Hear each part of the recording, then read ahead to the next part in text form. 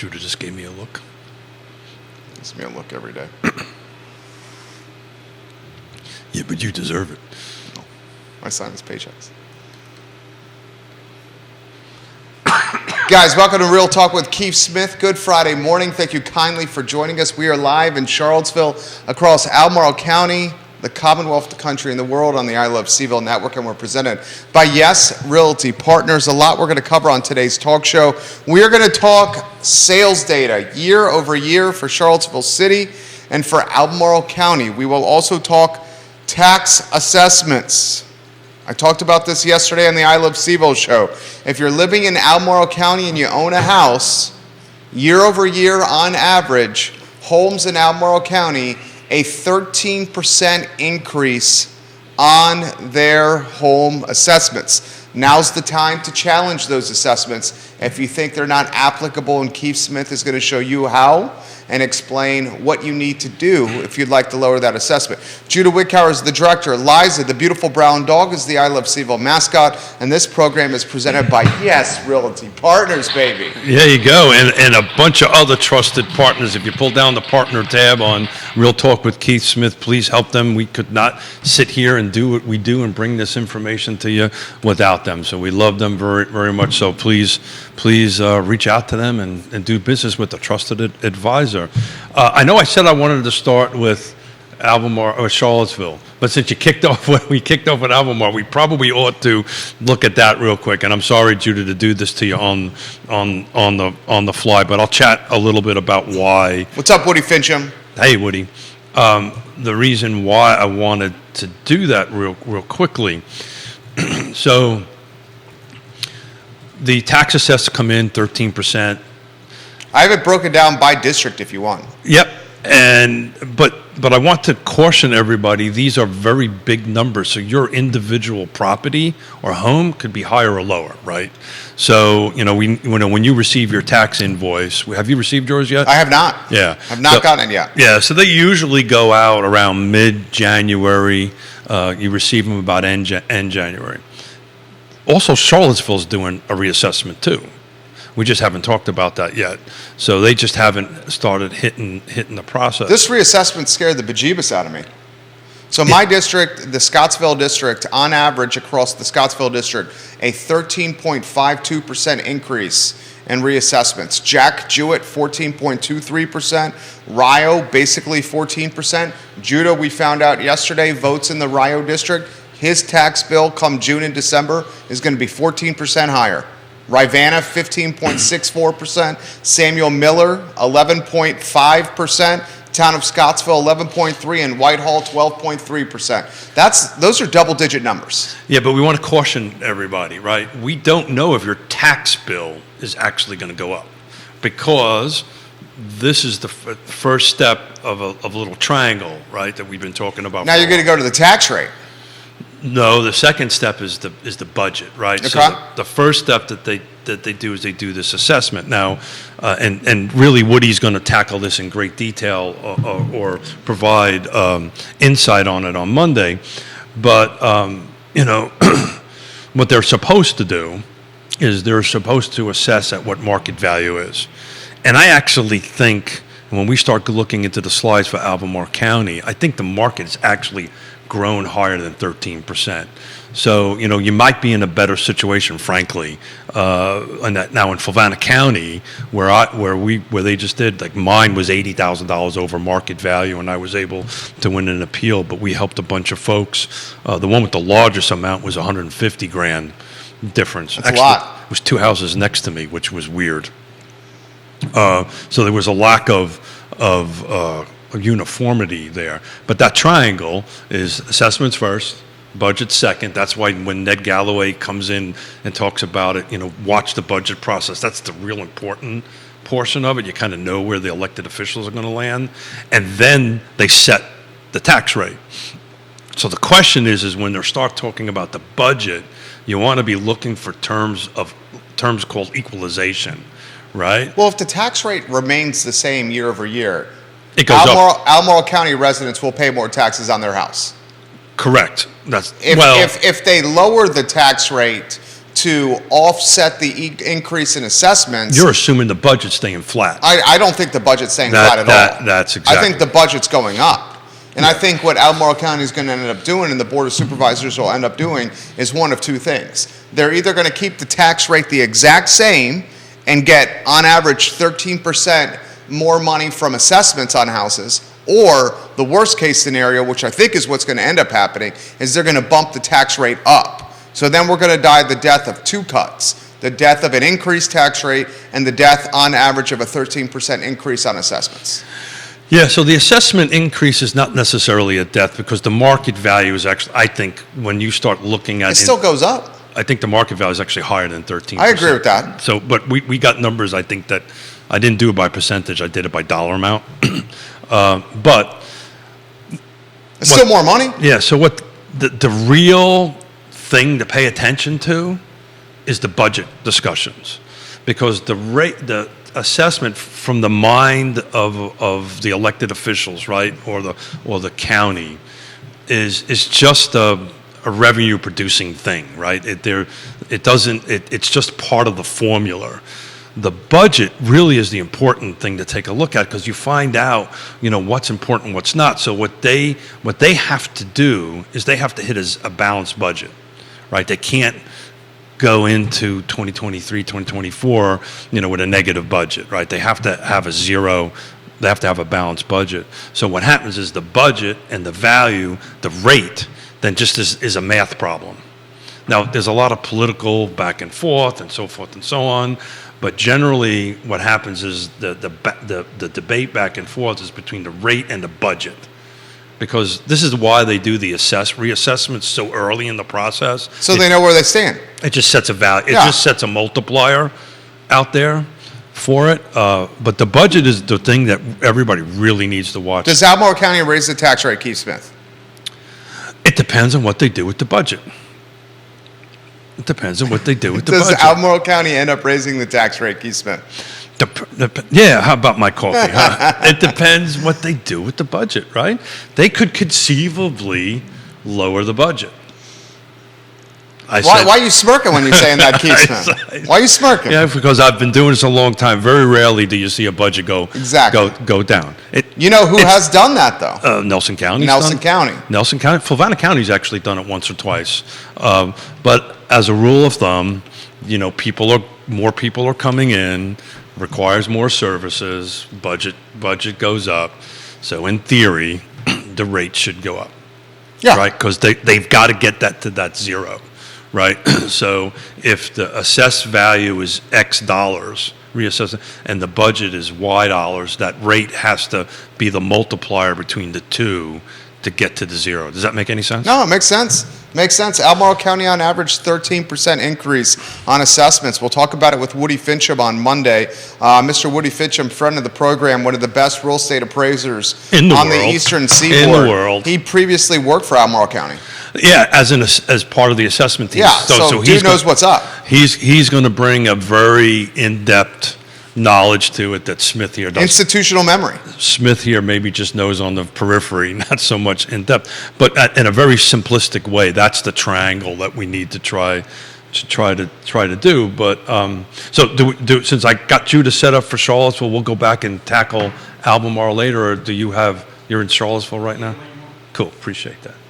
So, well, I'll tell you what. Since we kicked off talking about Albemarle, let's do that. Let's take a look at slide number 1 for Albemarle County. And guys, for those that are not watching the show, Keith Smith has put together some fantastic reports with very digestible graphs and data sets. You can find these reports on realtalkwithkeithsmith.com as of this evening. We will have the reports loaded. The first report we're going to go over, for those that are just listening to the audio version of the show and not the visual version of the show, it's year-over-year sales data for Albemarle County. So, Albemarle County, I break them down by single-family attached, single-family detached. So when you take a look at the slides and when you look at the tab in Real Talk with Keith Smith, there's notes on the bottom on what these acronyms mean. But SFD means single-family detached. So I usually break them down without new construction. That's what we're going to look at first. And then we'll look a little bit more at new construction. Charlottesville, we won't talk new construction because the amount of sold are so small, it's kind of anemic to talk about some of them in single digits. But when you take a look at the slide, I broke it down from 2018 to 22. So 2022, we had 948 homes sold. So these are actual transactions that closed. This is great data, guys. So that is 260 under 2021. So Albemarle County SFD is single-family detached. YOY is year over year. This does not include new construction. does not include new construction. So that was rough 948. In 2022. 2021 of the 6 years, actually 7 years, because I've got a little 17 numbers buried in the slide on that, was the banner year, right? That was the year that really we sold the most. In 2021, there were 1,208 units sold of single-family detached housing stock in Albemarle County. 1,208 in 2021. That is the largest amount in a long, long time. Since 2017. It was 116 over 2020. 2020 was 1,042. Units. My dyslexia kicked in. 1,042 units. That was 66 over 19. 2019 was 976 units. Yeah, so we've been talking about for a while that I felt 2022 would be looking more like, as far as volume goes, And you were right. 18 and 19. In this case, it's probably a little closer to 19. Right in the middle of 18 and 19 is how 2022 turned out. 18 was 897 on that. So we're looking somewhere in, I think 2022 2023. I think still will be staying around this 18 and 19 thing.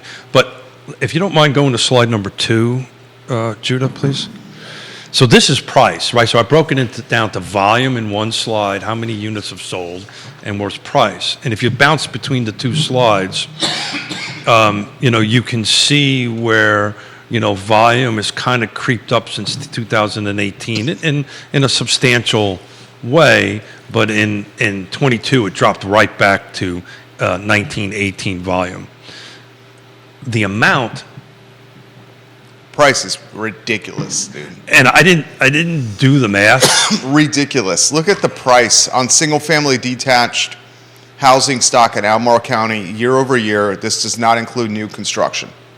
I mean, from 2017, the median sales price in 2017 in Albemarle County for a house It was 405. $405,000. 570 now. The median in 2022, this is Keith Smith data, Real Talk with No Keith Smith. No new construction. No new construction is 570. Mm-hmm. That means from 2017 to 2022, 5 years. So any real estate agent can do this for you. This is data straight out of our MLS. $165,000 increase in 5 years. But I didn't do the percentage, so and maybe somebody who's a lot smarter than me can do it on the fly. So 2021. So our banner year, as far as dollar value, was 2022. And if you take a look at the bar graph, 18 and 19 was pretty flat. It was about a $4,000 increase, 19 over 18. But then after that, you start looking at these, 20 was a $39,000 increase over 19. 21 was a $39,000 increase over 20. But 2022 was a $68,000 over. It was over 2021. And I just don't know what the percentage of that is versus this 13%. You know what I can tell it to you off the back of my hand here. It's a $68,000 Without a difference. spreadsheet, I'm lost. $68,000 difference, 2020 versus 2021. Or excuse me, 2021 versus 2022 is a $68,000 difference. Well, 10% would be 50, right? Yeah. 10% would be $57,000. So maybe it is 13%. It is 13% is actually a little bit higher. Yeah. So 13% is 74,100, and your data shows it increased by 68,000. So it's a delta of 6,100 toward the county. Yeah, and again, these are depending how, and if that's the case, So really, your data shows it. a little lower. It was 12% increase. Yeah. In Albemarle County, the assessments went up on average 13%.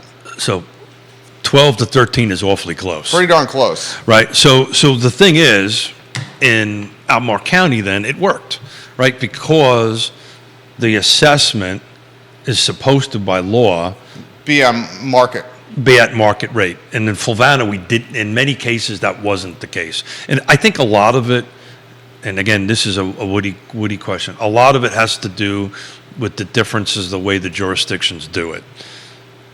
Fulvana County hires out a consultant, a appraiser that does these batch appraisals. I don't know if that's the proper You term can or come not. back to us, Judah, and off the graph. Go ahead. And but Albemarle County has staff. They do it internally in it on that end of it. So I think that's why they were a little bit closer on it. But 12 to 13% is pretty close. So and when I created these slides, I didn't know that the 29 article was going to come out and all that stuff. I did these on what's today, Friday? I did these on Tuesday.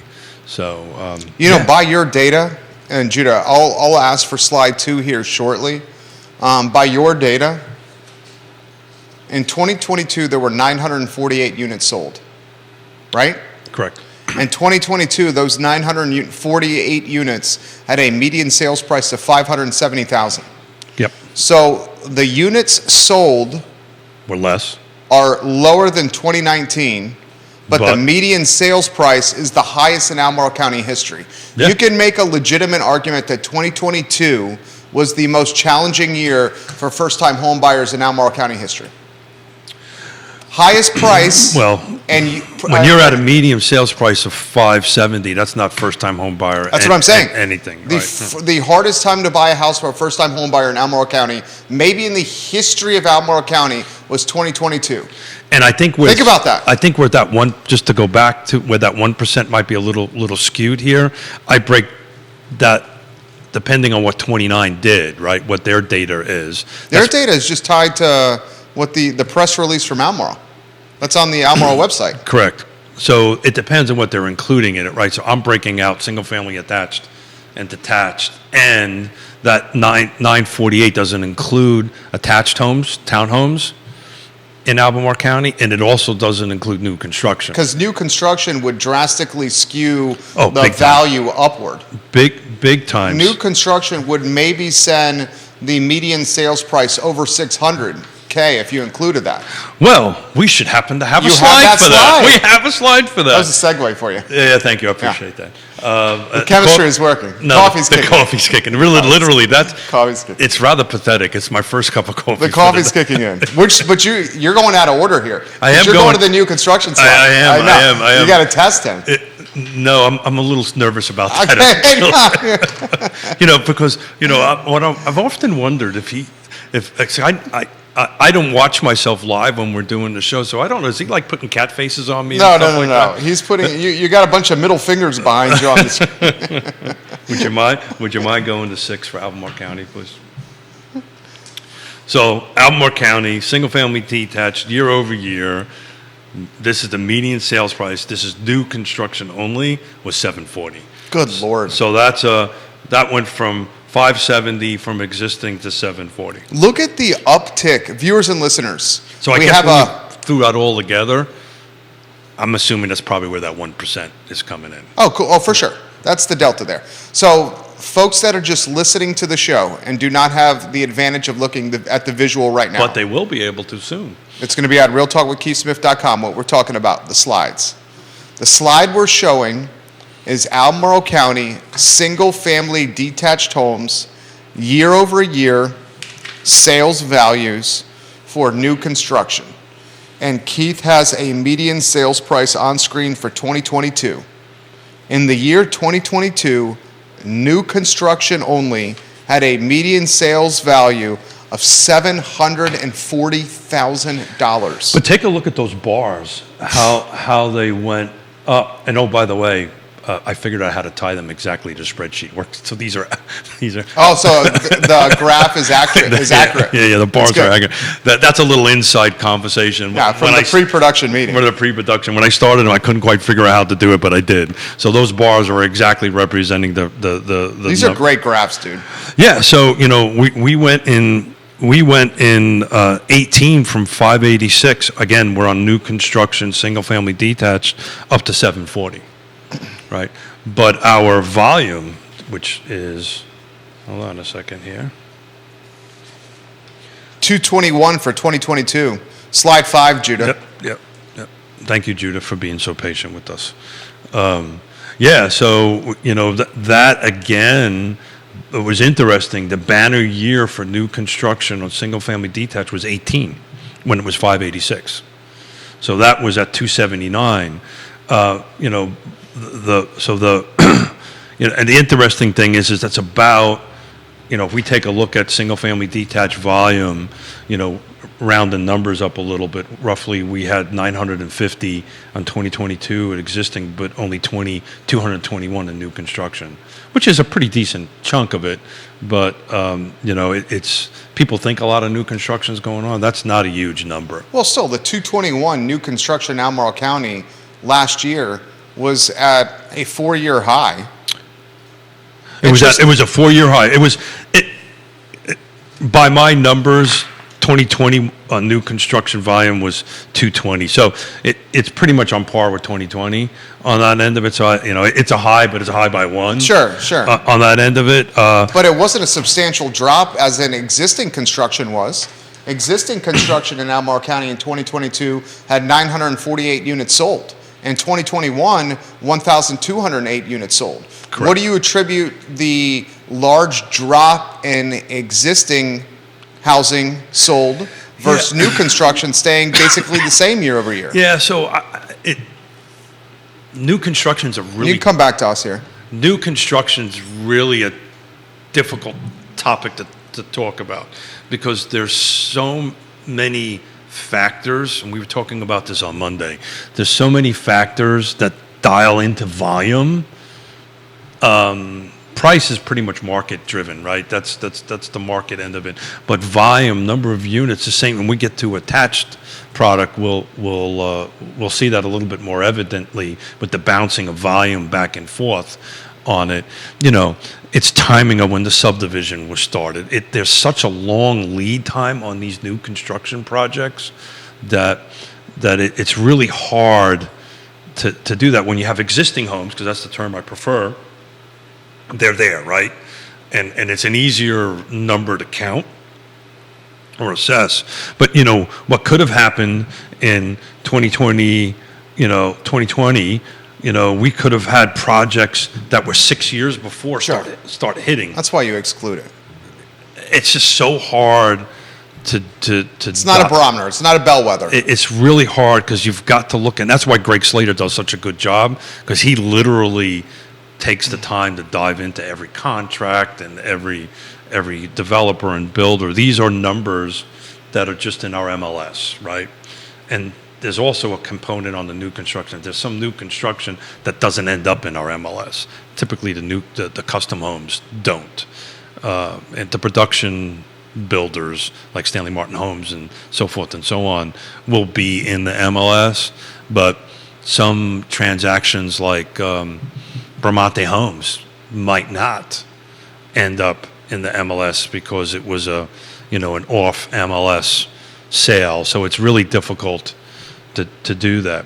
But this is, I think new construction timing is more important than most of our 6 rights. Because when you're doing the development end of it and the building end of it, you've got to time the market right, which is hard to do. Brutal. Yeah, it's brutal. Believe me, I know. I know you do. How do you think these numbers are going to stack up? And granted, it's January. So, this is legitimately a magic wand and crystal ball prediction here. Yeah, how about the Mets? How do you think it's going to stack up this year? So the question was coming. Yeah. I'm going to stick with what I've been saying to the tail end of 2022 and going forward on it. That You think it's going to look like 18? Volume. Yeah. I think it's going to look volume across the board is going to probably look a lot like 18. But not valuations. Valuations, and that's why working our way back to this appeal process, and we're looking at very macro county numbers, right?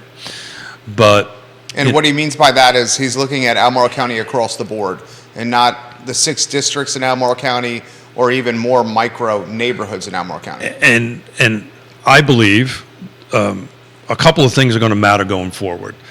First of all, inventory is not going to get better. And anybody who thinks it's going to get better, they're mistaken. It is not going to get better. I think Who thinks inventory is going to get better? If you read some national stuff, some folks think that inventory is going to get better. Who locally thinks inventory will be better? I don't know, but some buyers might think that. Good morning, Neil Williamson and Kevin Yancey. Hey, Neil. Some buyers may think that. Some sellers may think that. I don't know. We have these conversations on the very, kitchen table level on it. But inventory, I think, is actually going to get worse instead of better. And it's going to be impactful on the overall market. So I think inventory is going to be looking more like, when we do this show next year, more like 17, 18, kind of within that range. And I think from a macro perspective in Albemarle County, now not Carlsbad, but Albemarle County, I think you'll see single digits year-over-year increases. I think you'll see a mild one. But on valuations. On valuation. So Yancey's asking that question. Do you see valuations dropping? You say no way. I do not see valuations. And part of the reasons he's making that statement, part of the justification of not seeing valuations drop in Albemarle County, 2022 versus 2023, is the meager nature of the inventory levels. It's the inventory, but Kevin is going to be right. So it's yes, maybe no, yes, right?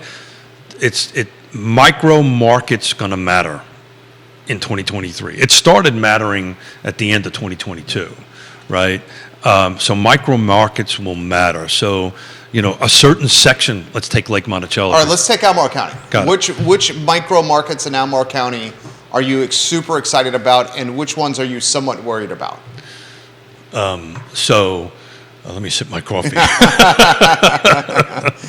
What happened to the softballs, man? We're now 25 minutes into the show. We're 30 minutes into the show. I can help you with the ones that will do really well. We need to have more pre-production meetings about softballs.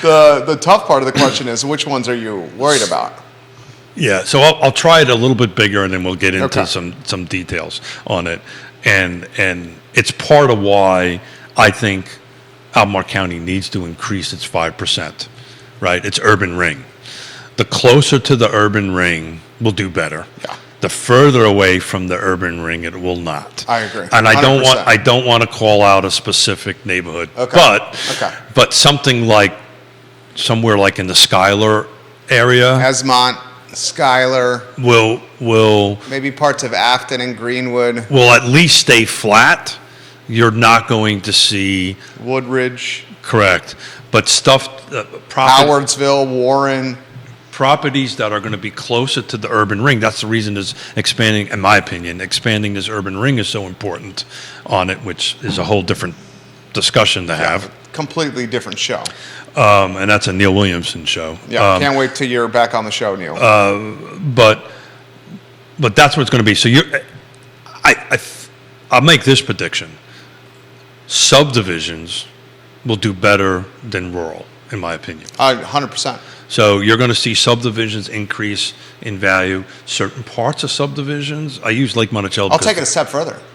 HOH subdivisions will do better than subdivisions. Yeah, so 90% of the like Or HOA. and I pulled that number Yeah, completely. I was going to say, there's no way it's 90%, dude. I completely That was pulled such that the out, BS right there. out of the rear end on that one. But it sounded good, didn't it? 90% of subdivisions Sure. in Albemarle County are HOA. What the hell? This doesn't live on forever, does it?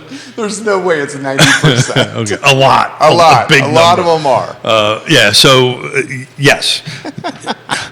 To your point, Mr. Miller, HOA subdivisions will do a little bit better. The question is why? Why I do you think think? there's many answers to that. One of the answers, I think HOA subdivisions, and I've been consistent with this, Charlottesville City, I think you're still going to lose the bet to Sir Neil. Yeah, Sir Neil is going to win that bet on upzoning in Charlottesville City. yeah. And when Charlottesville City, it gets more density is allowed and zoning is loosened, some folks in Charlottesville City are going to be aggravated by that because they're going to say it's going to impact their quality of life. And those folks are going to need to stay in the area because they have family or friends or a life or a job, and they're going to move from Charlottesville City to an HOA subdivision where upzoning is not going to happen.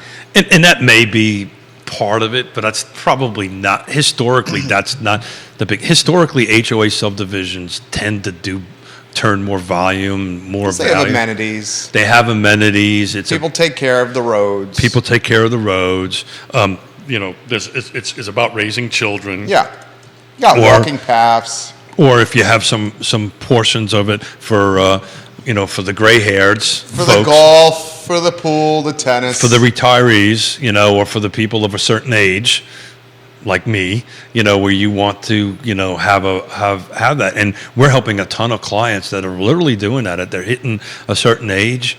We're actually doing a bunch of new construction stuff that they can't manage their 2 acres or 10 acres or whatever it is, and they're moving into some subdivisions where people cut their grass and so forth and so on. So lifestyle has more of an impact on that than I think what Charlottesville is going to do. There will be some people that will move out for it. But yeah, I the bet is my mustache, and I've kind of been prepping my wife. So how do you feel about me not having a mustache? So, because I'm pretty confident, I ebb and flow. At some, I mean, we're halfway through January. Yeah. You have till, is it June 20th? No, 19th. June 19th. June 19th. So I know mean, this date well. June 19th. February, March, April, Yeah. May, June. We got 5 months. Yeah, well, I've forgotten that they actually do joint public hearings. Yeah, we found that out on Monday. On Monday, and once I found that out, I was like, darn it, because I was banking on. Keith Smith shaving his mustache for the first time in 38 years. And Neil is not shaving it Live on this set since before 85. June 19th. Since '85. Neil Williamson is going to win that bet, Keith Smith says. So, to answer your question, as far as Albemarle County goes, yes, your HOAs will do better. Within certain HOAs, certain sections of it may increase a little bit more, a little bit less on it. But knowing micro markets is going to matter in 2023, and knowing the data for that, and knowing how to interpret it, and how to convey that out to the buyer or the seller, because it impacts the seller side, right? Also, I think emotionally, and I may be wrong, I had this conversation with a client that we're helping to do a multi-generational purchase. So this is where 2 families are going to live in one home on it. And it's interesting. I expected to have the conversation about interest rates, and eventually it happened, but it was at the very end of the kitchen table discussion. And they weren't concerned about it. They were like, okay, 5 or 6% is normal. Right, so I think interest rates are going to be a little bit less of an impact on the conversation, and it's going to be more of the where and The the longer feature. the interest rates stay where they're at, People get used to it. The more they get to be normal. Yeah, well, it's what we've been talking about It was just a sticker shock of rates jumping so quickly. without a doubt. In 2022, in the first quarter, you could get a 30-year with good credit in the low threes, and then by But close what were of we business, when that was going on? What were we talking about? Yeah. Repetitively. the sticker shock was going to have an impact. No, when it was at 2 or 3%. Don't was get like, used this to this. was not the norm. This is not normal. Yeah, and they over 2x'd in one calendar year. That was the problem. So the other reason why I think inventory is going to remain, there's a couple of reasons why inventory is going to remain anemically low. The first is the lack of a missing middle, the lack of developments going through the process and coming through the ground at some sort of normal pace, or some sort of realistic pace, not these years and years and years. So that's impacting inventory. So new construction impacts existing, right? The other issue is, nobody's really talking about this, but this 2 to 3%, the people that bought 2 or 3 years ago, they ain't selling anytime Well, soon. John Blair, who's watching this program on LinkedIn, John Blair, you remember He when we were brought going that back? up. He brought this up. Yeah, and he was right. And John Blair was right. In fact, I'm going to say right now, John Blair, I'm going to tag him, literally on LinkedIn as we speak. You were right. And I'm going to literally type this in as we go. So- he said on the show, in the comment section, that folks that locked in refinances or new mortgages at 4% or lower, that these folks would not sell their houses. Yeah, 4% I think is on the edge. I think when the 375 or lower. If it had a 3 on it, he's if it like, had they're a not 3, going to sell. I would agree with that. If it had a 3 in it, some of them had a 2 in front of it, right? Yeah, a lot of people had 2 in front of them. Now, let's quantify that. They're not going to sell until they have to, right? Life things happen, so they have to. New jobs, more children. They're less motivated to sell because of generationally low interest rates. Just to sell, right? Hey, let's just sell our house and move. It's not Is not on the table. right. And then another thing to point out, those folks that had the 2 and 3, those folks that have the 2 and 3% mortgages, they locked in at a time where prices were considerably lower than they are now. So not only would they sell into a higher interest rate, they would sell into a higher price point. So, and the reason I'm confident in doing this, the proof is in the pudding here. So I'm going to give me a minute here to double check and pull back what was sold a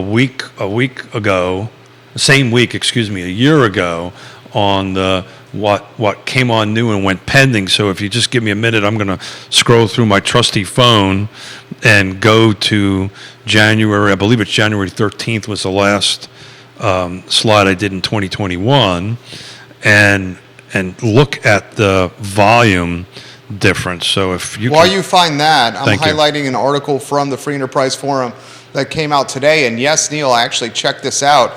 The author of the article is Brent Wilson. Not only is Brent Wilson a champion of Greene County and a watchdog of local government in Greene County, but Brent Wilson is also a volleyball aficionado. And few people in Central Virginia have contributed to the sport of volleyball like Brent Wilson has contributed to the sport of volleyball. I put him right there in the category of Lance Rogers and Mark Ragland for what Brent Wilson has done for girls volleyball in Central Virginia. Brent Wilson wrote an article in the Free Enterprise Forum today about Greene County, and the Board of Supervisors in Greene County voted to refund 1.7 million of 2022 personal property taxes to citizens by February of this year. That's what I'm talking about. do that clapper thing. Yeah, that's what I'm talking about. Yeah. That's awesome. And I will highlight this. Neil Williamson, on Tuesday, and viewers and listeners of this talk show, on Tuesday I gave a chat to the Monticello Ruritan Club. The Monticello Ruritan Club is located in Blenheim, okay, in Albemarle County. And I explained that there are examples of government doing stuff like this and or running budget neutral forecasts and budgets. Yes. I highlighted Nelson County. Yeah, Nelson County, Greene County is another example. They're actually getting money back. They're getting checks back, I believe, if I read the article Yeah, correctly. they're getting money in February. Yeah. So they're not using them as credit towards the next years. They're actually physically getting a check. I don't really know the answer to that. Let's see here. So refund to citizens by February 2023. Yeah. So why budget is so important? There's a term, and Neil will surely echo this. There's a term that you want to start hearing in the budget discussions about equalization, right? So at minimum, you want to see equalization, right? So that the assessed value is X, the budget is Y, the rate is set at some number to make your amount of money you pay per year equal, balance, zero from one year to the next. It may be a little bit off one way or the other, but if they start using this term, hey, we are going to do an equalization, that's going to be a great term. But to go back to volume and why I really think volume is going to be off, and I do want to give a quick shout out to Greene County. I'm going to be doing the same numbers for Greene County sometime next week. I can't remember which People are asking for Fluvanna and Louisa. Fluvanna's on Monday. Okay, people are asking Louisa. Okay, Fluvanna's on Monday. Louisa, maybe we'll do Wednesday or on Wednesday we've got Scott back because we want to talk about mortgage rates then. I might do that on Friday. People are asking, Dan Pettit's asking for Lake Monticello specifically. Yeah, so we're going to do that on Monday. Actually, we're going to be, I was talking to Woody on the way in. We're going to break, on top of the assessment question, we're going to do numbers for Fluvanna County, and I always break that in half, right? We do the county on its own, and then Lake Monticello, because Lake Monticello is 44% of the county. It really skews things on that end of it.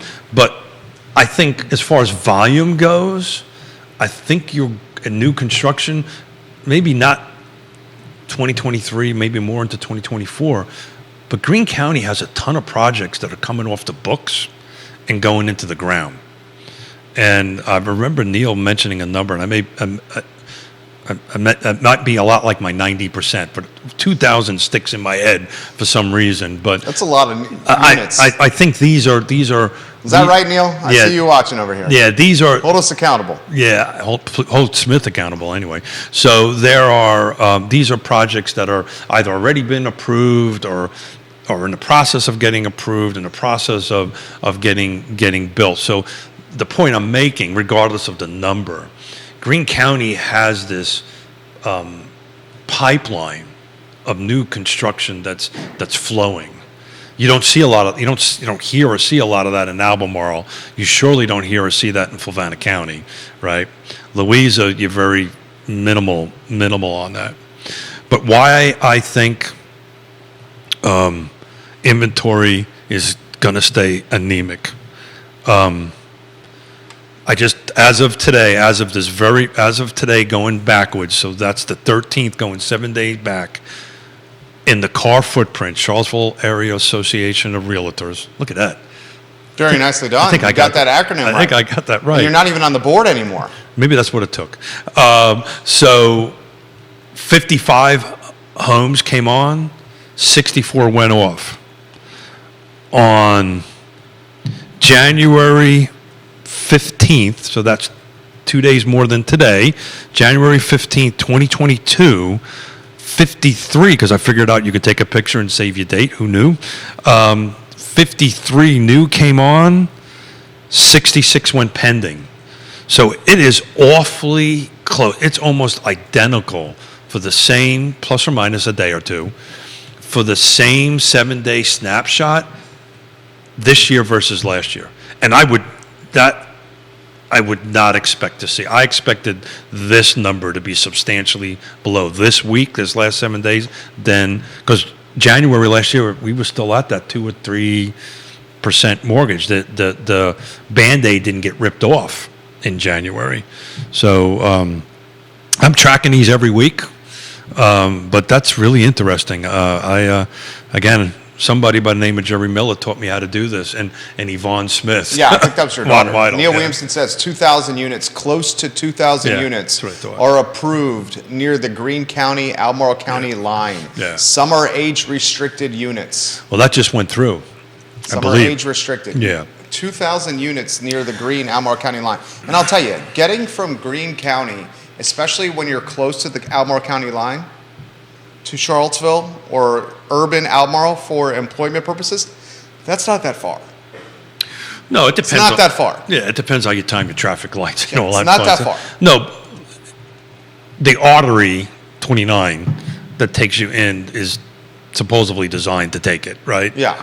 On that end of it, where in Fulvana, you've got to do 53, 618, all these different roads to go get in there. But Greene County will either be Wednesday or Friday on the numbers. So we want to stay on Albemarle County a little bit, Sure, or go Charlottesville City.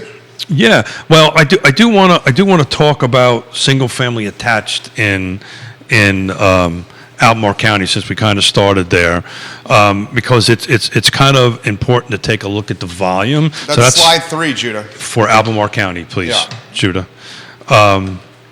So that is it was kind of flat, but if you take a look at 2021 was, these are no new construction, guys, was 455 units were sold. I have to add the caveat. This also includes what they call villas or duplexes, right? So they're not sectioned out. So a duplex is obviously 2 homes. They have 2 end units. So it is townhomes plus these duplexes, which some people can consider it's not a single family detached because it's not detached, but they are grouped into attached. But 2022 was 337, 20 was 344, 19 was 344, 18 was 340. So other than this big 111 jump between 20 and 21 and 118 going backwards in 22, It's been the same. it's been Since 2017, basically. it's been pretty consistent. 2017 was at 319. 319. Now we're at 337. Yeah. So, if you look at the charts, when you get a chance to, if you're listening and pull them down, the visuals are very, very stunning. But if you go to slide number 4, Judah, Two people have asked for the future slides. This is good feedback here. Sure. This is from Carter. Carter says, I love the slides and the graphs. For us folks that are not geeky when it comes to real estate, and he gave us the smiley face when he used the word geeky. I got it. I tend to geek out. So Spell out SFA and YOY for us. And then Carter says, I picked it up as you were talking about the slide, but I didn't know what those acronyms meant at first. Got it. That's good feedback. Yeah, it's good feedback, Yeah. and we started in the beginning of the show, so we should repetitively do it. So thank you, Carter. I did put on the bottom of the slides, and obviously, if you're watching it live, it's very difficult. Small. Yeah, kind of Yeah, tiny, yeah. kind of tiny. But SFA stands for single family attached, and YOY is year over year. Year over year, yeah. So what I'll do, and I use the red pen. I will make a note. So the question for Carter is when you're looking at it, if I have to reduce the font to actually add in single family attached and year over year. My concern is, would you be able to see enough of it to read it on the font? But I'll take a look at it for Monday and see if I can get a little bit better with my acronyms. But Yeah. to be clear, those are just coming in. SFD stands for single family. Single family detached. SFA stands for single family. Single family attached. Year over year is year over year. YOY is year over year. And I don't think I have any YTDs in there, but if there is, that's year to date. Right. On He likes the graphs, though. Yeah, I mean, I like the graphs, too. The bars tell the story. Yeah. Right, on it. So if you take a look at slide 4, which is Albemarle County single-family attached year over year, this is without new construction. These are median sales prices. We went from 18 and 19 were pretty flat. I mean, that was about spot on, $1,000 over on that end of it. But in 20, it jumped up by 30. 21, it jumped up by another 30. And then 22, it jumped up by 35. So basically from 19 to 22, there's been this about $30,000 plus or minus per year jump. That's nice. But you're at 350. Yeah. Well, the question becomes, is that a housing affordability number? No, that's not housing affordability. And at 18 and 19 and 17, we're at 240, 255. The question becomes, is that, housing affordability? I can share with folks, because I chair the Piedmont Community Land Trust, and I know this because we've sold over 24 new construction units in the last 18 months, plus or minus, on that. In order to hit the 80% AMI, your sales price right now at today's mortgage rates really can't go much over 215. So that's kind of the magic number right now. Now, as interest rates drop, that 215 climbs. When the rate was 3 or 4%, it was like 225. But in reality, and I've got a year and a half of experience and data in this now. To hit 80% AMI affordability. AMI is area medium income. Sorry about that with the acronyms again. The sales price need to be somewhere around 215. And that doesn't exist. It doesn't. I haven't looked at what's on the market, but that doesn't exist. It doesn't exist. Yeah. So that kind of wraps. We can get into a little bit more of new construction in Albemarle County if you guys want. We do have new construction attached. For those that are asking. Okay, great. So we can do that. That's slide 7 first. Slide 7, Albemarle County, Judah. Thank you for keeping Smith on track, by the way.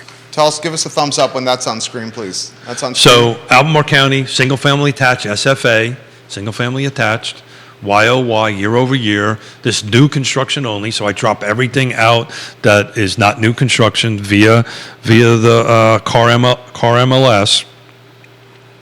So if you take a look at the volume, you see how that volume's bouncing all over the place? The biggest year was 2019 at 269. 2022, we were 157 units. 21, we were 188. 20, we were 210. So basically from 19 to 2022, we've dropped a lot. Every year we've reduced the volume of units considerably. Right. And Dan, this is a slide that's right up your alley because you're a big fan of the attached product. Well, again, if you want to get to affordability and entry level, for lack of a better term, it's a good. I mean, you went through this. That's what you did. How you got into the home ownership game. Ville's the Southern Ridge. Dan Pettit was in the sales office. There you go. So it's a great way to do that. The question becomes, of the 2,000 units that is coming to Greene County, what's going to be hitting this number? If you look at 2018, we had 202 units sold. That's still above where we are in 222. 2017, by the way, was 153. So we're looking more like 2017 numbers. But Judah, if you go to 8. Again,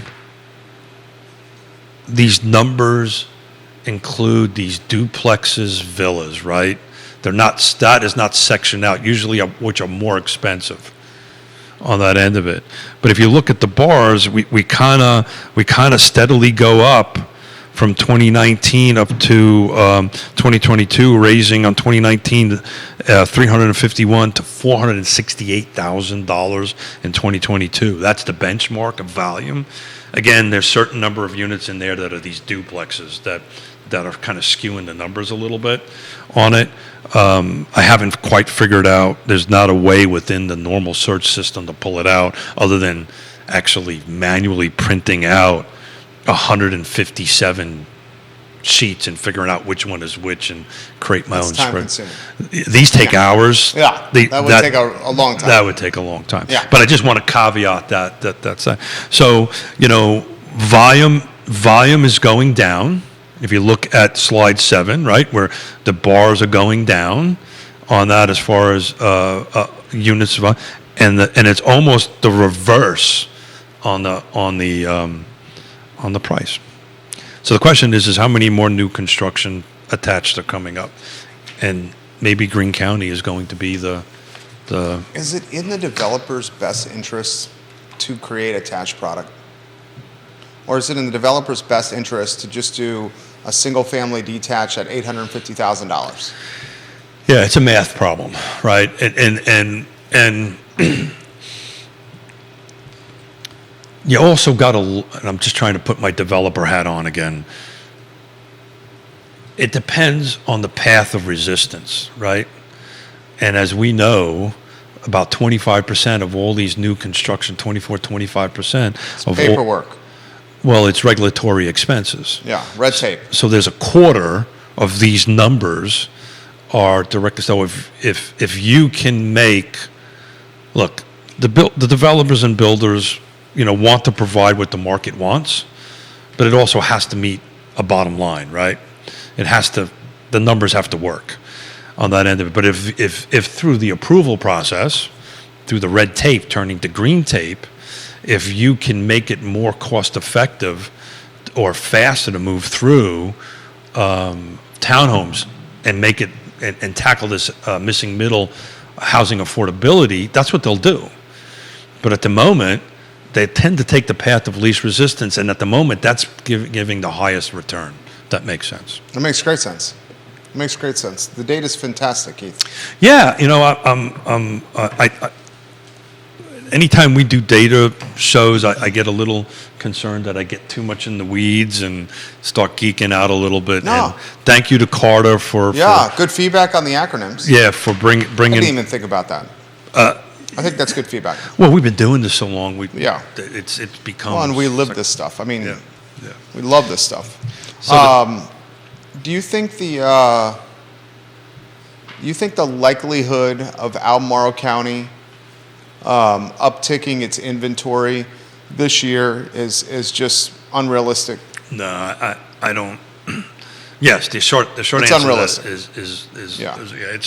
It's you're talking about new construction. Yeah. Yeah. No, there's projects are either currently on the projects that are new construction projects that are going to sell. They're either under construction in Albemarle County. They're either under construction now, or they've already got their site plan approval and they're waiting on, DEQ permits, the DEQ Department of Environmental Quality permits. They're waiting on some other permits that are outside the control of Albemarle County and getting on people's development skills. Schedules at this point, but pretty much what you've got in the ground right now is what you're going to have for 2023.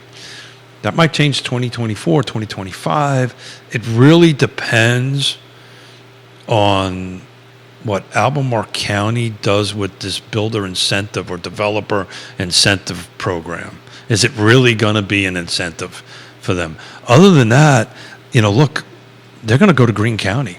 I mean, that's where they're going to go. And the market will go there because that's where the product is at this point, right? What is that, Kevin Costner? Build it and they will come. If you build it, they will come. Field of Dreams. Right? They'll go to the other side of the mountain in that end of it. As far as new construction goes, you will not see a lot of new development projects happen, I think, in Albemarle. Charlottesville, when I lose my mustache, you might start seeing some missing middle type of stuff that, where single family detached turns into 1, 2, or That's 3. what's going to happen. So you're going to you'll see a lot of that. I think not a lot, but enough of that to count. Charlottesville City, you'll see single family detached torn down, and you'll see apartments built in place of the single family detached. So when we get to the city Charlottesville numbers, I literally didn't do anything with new construction because it was so. It was anemic. Yeah, there was there's nowhere to go. Digit numbers. It just wasn't worth, frankly, the time to do that. I mean, if you're going to do new construction in Charlottesville City, where would you do it? Yeah. It's parts of Fifeville, parts of Cherry Avenue and Fifeville. Yeah. Where else would you do it? Yeah. This. I'm calling it a missing middle rezoning or zoning text amendment. The rewrite that they're doing with the zoning on it will have an impact. If people also think you're going to have like 5,000 new units all of a sudden pop up, that's not realistic either. But you'll see an uptick on it. It'll take a long time from the time I lose my mustache 'Cause Once you lose that mustache, are you just going to grow it back? Of course. Or are you going to leave it off? Well, depends on how. Have you thought about it? It depends on the feedback once you shave it? It depends on how it improves my sexy 60. Right? Is Yonna going to determine that? Because your daughters have never seen you without a mustache. Yonna's never seen you without No, Yonna has. When we first met, She's seen you without a mustache for a couple of months. no, it was more than that. How was it, a year? Yeah, maybe a year. Okay. So you were what, 20, I was a baby. 21? I was just old enough to grow a mustache. 20 maybe 22, 23, something like that. Okay. Maybe 80. Yeah, I don't know. Somebody do the math. It was 85 when I did it. So I was probably let me see. I became a father at 23. So I must have been 22 when I started growing the mustache. So it's we'll see. Maybe it might make me look 20 years younger. Who knows? I don't know. But He's 60. as you know, I'm a creature of habit. You are. So, I know you are. And the older I'm getting, the more You are a creature of habit. but it's getting worse. So. Neil, we disagree on this one, Neil. I'll ask Keith the question. Will Charlottesville's upzoning positively impact housing affordability? And Michael Plecker, we'll go to your comments here. Grayson, we'll get to your comments here. Laura, we'll get to your comments here on the program. Neil Williamson is committed to No, was that a question or? No, I mean, Neil and I respectfully, we're friends, and we respectfully disagree on this. I do not think the upzoning is going to have the impact on housing affordability that other people think. So Neil thinks the upzoning is going to have a dramatic impact on housing affordability because he says, and I understand the logic, the additional housing stock, even if it is apartments, is going to create more supply, which could drive down price. So more of anything will help affordability. That's Neil's argument. No, and he's 100% right. It's his argument. The question is the magnitude of it. The question is, when I lose my mustache and how they actually set it up, right? What the rules and regulations and the process and all that fun stuff happens. Saying you're going to do rezoning or ZTA, zoning text amendments, or just call it upzoning. I hate that term. Why do you hate upzoning? I just don't like it. I can't tell you why. Just from a marketing perspective, I don't like it. But anyway, so we'll use it upzoning for the sake of a talk show. Yeah, I mean, people understand upzoning. Yeah, some of it may go back down too. So it's not all of it is going. All the areas may go up. Some of it may stay the same. They're looking to loosen zoning in the city. Yeah. So what they're trying to do is increase density. Yeah, by loosening zoning. By increasing density. Yeah. Okay. Next subject. Well, look, here's my point. I understand that loosening zoning could create more density, but it's going to be years till that happens. Yeah, of course. A long time. Yeah, I don't think Neil is. I know he doesn't mean by the flip of a switch right away. Yeah. When the upzoning is approved, then the developers. Then the developers are going to start having to tear things down. Look, they're going to have to start building apartments. I have experience with this out in Portland and Seattle. I've actually been on the ground on this stuff with it. So losing my mustache and getting the zoning done is only a small portion of the process, right? And one of the problems they ran into in Seattle in particular, not to get in the weeds on it, but what happened was the zoning, and that was actually at a state level. Excuse me, no, this was Portland. At the state level, right? Nobody ever took a look at, well, hey, you can do X, Y, and Z, but how does it impact the building code?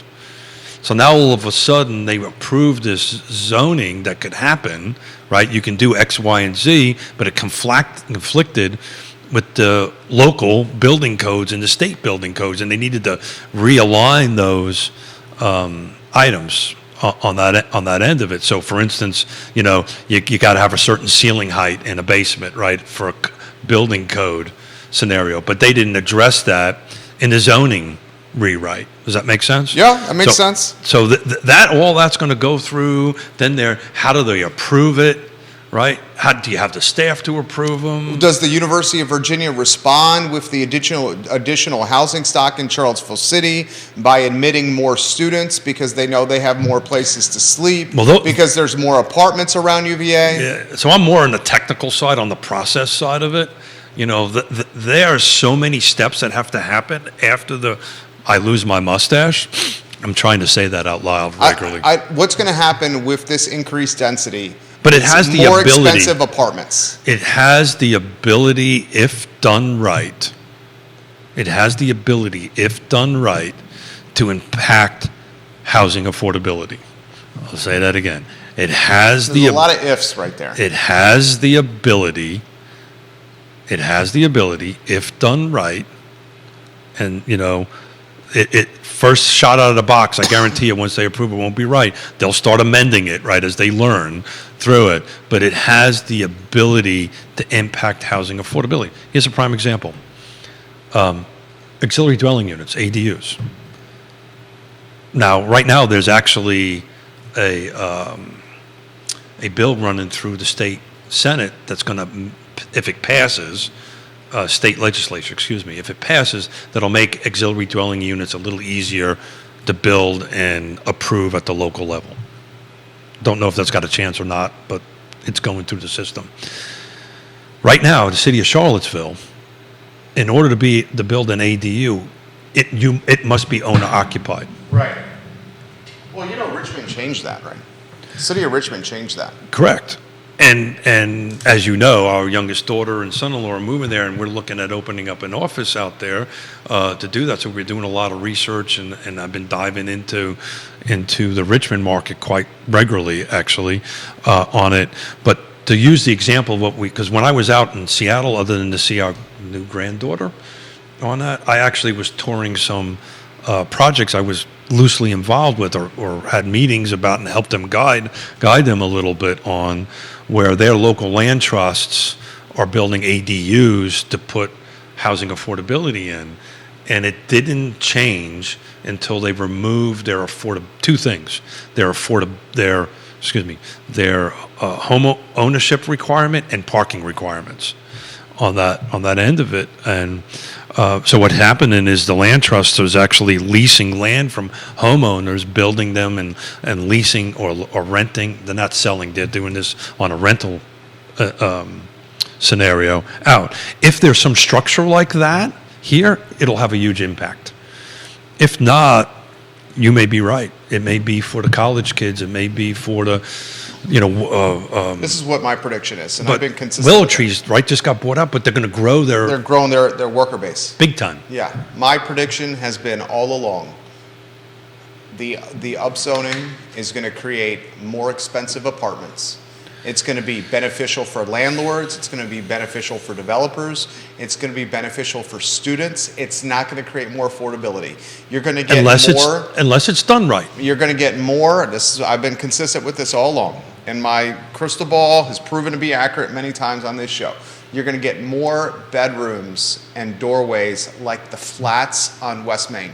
My buddy's son is a third-year student at UVA.